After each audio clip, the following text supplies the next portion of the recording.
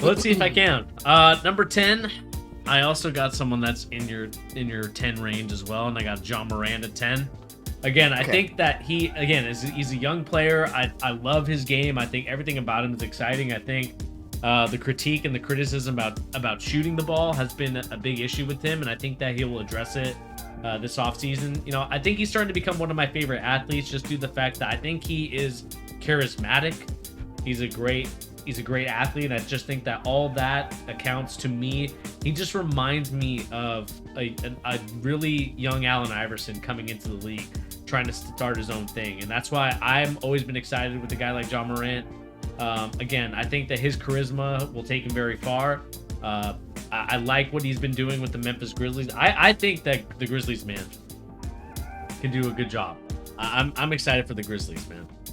Let's see here. Kawhi top 6 to 10. You crazy, man? He didn't even play a single game. Yeah, I stand by it. I put Kawhi at number 10, and that's just, we're going into this season at, like I even said it when we were talking about him. Maybe you're just hopping in, Oscar. I do think it's a little irrational, but it's just based on the history of how we've seen Kawhi play, what he is at his peak, and by all accounts, he was just about healthy enough to play in the playoffs last season.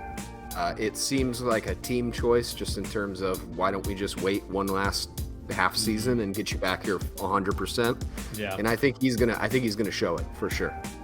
But yeah, go back to my list again. John Morant, I think he's going to be the future of the Memphis Grizzlies. Obviously, will be, but I think they're going to do a good job of building around him. I've loved what the Memphis Grizzlies have done to continuously throughout their history have done to build around their star players. And I think you'll see that again with John Morant moving forward. What do we have? Number 9. I got my man. I got Ice Trey. I think Ice Trey in the top 10. He's kind of proven to me, kind of watching him, seeing him play. He is that guy. I think that, again, you talk about the pass. Yeah, you talk about the passing ability, man. This guy has got tremendous passing ability, man. To me, it's just kind of one of those things to look at. He does everything the right way. He's a phenomenal scorer, but more of a great passer. And when his shot's not falling, when he is not acting like the number one guy, his passing ability gets him there. And I just think that this year will be the year that the Hawks finally kind of overachieve. Maybe not overachieve, but they definitely do a lot better than the previous years where I felt like they've underachieved to some degree, because they really should be in the top 5 conversation. But this year, I think with DeJounte, it'll definitely help. I think Trae Young will do it, man. I love his ability, and I think that he'll continue to grow and develop, and I'm excited to see what the future holds for him for this year. I love your committed belief to Trae. I really love it. It makes me happy. I don't necessarily agree, obviously. What did I put him at, 13? Yeah, I think so. Not that far off. 14. Yeah, we're not that far off. I mean, he's definitely one of the 15 best players in the league. Yeah. All right. Let's see here. Next on my list, I got number 8. I got Joel Embiid. Where's he at? There he is. At number 8? Yeah, I think for me, when it comes to a guy like Joel Embiid, he is a great, phenomenal player. I'm not going to take anything from that. Offensively, defensively, does everything great. The problem with Joel Embiid, year after year, ever since Ben Simmons was a rookie with him, he has yet to be healthy enough for a big run in the playoffs. It seems that every year he garners another injury, and it continues to be a problem for the 76ers because they really should be a really good team. But I think they are. But they should be, in Eastern Conference Finals and going to the NBA Finals rather than kind of where they are right now, which is trying to kind of give everything. They traded Ben Simmons, a young player. Again, I've had my gripes with Ben Simmons, so I'm not trying to, anything about that. But more so in terms of you trade away, a young athlete that you had as your guy, for obvious reasons or, the situation at hand. But bring him in for James Harden now. I think this has to be a prove-it year for Joel Embiid to get to the Eastern Conference Finals.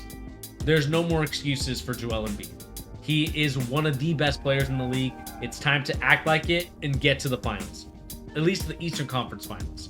Because I think that he is that good and that talented. It's just the injuries year after year in the playoffs, the durability situation for me is what leads me to believe that Joel Embiid off the top 5 list or even off the top 7 list, because he really should be a lot better than what he's shown on the court. Okay. Sure we'll talk about it more, obviously, in a minute. Yeah. Number 7, I also have Jason Tatum on this list. Again, I think that he has improved every year. Again, I was frustrated with him in the bubble year. I've had my critiques about him. Again, I'm hard on my Celtics players because I believe that this team is really that good to get there. And so for me, I think this year for Jason Tatum is going to be a huge do the simple things perfect. Because I think, like you talked about with his shots, he likes to do a lot of these moves that, that he's worked on with his trainer. But I want to see him evolve from that. And again, you saw in the series leading up until the NBA Finals, when Jason Tatum is playing the way that he does, there's no stopping him from being, one of the best players in the league. Like, he's borderline there, almost close to the top 5. He's, it's kind of the trying to grab the brass ring, to kind of quote a wrestling term. WWF or AEW. Like, he is right there for me. I think that he can do it.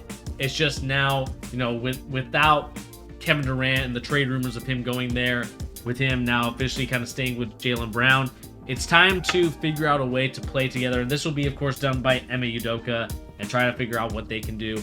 But they need to figure out right away how to get those two guys to play together and play together well, because that's what's going to stop Jason Tatum from taking that next step.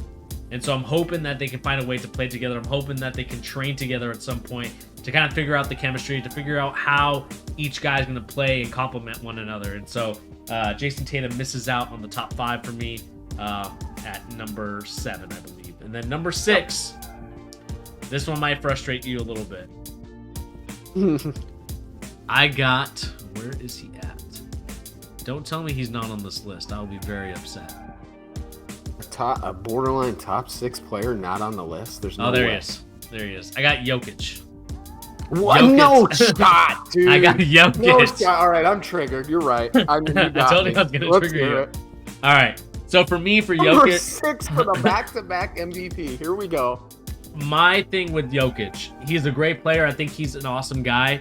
Obviously, a second-round guy getting an MVP never, obviously has been rare. Even back-to-back MVPs, the rarest of the rare.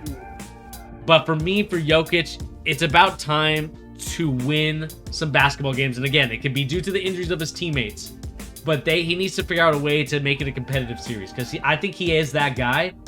My thing is he going to be the guy for the Nuggets, or will he get traded? And I think in order to move up in the list, to be in the top 2, top 3 conversation for me, he might have to move teams to do that. He might have to move to a team where he can, still play the same way that he does, but figure out a way to get other guys involved. And so for me, as much as it frustrates you and as much as you cry out for Jokic, I got him at number 6. I will tell you, I genuinely did not see that coming. That was like a Shyamalan twist as far as I'm concerned. That came out of nowhere. I like it, though. Interesting. Yeah. I mean, what do you think? We need to talk about Jokic just more often on this channel in general. I feel like we don't really talk about him enough.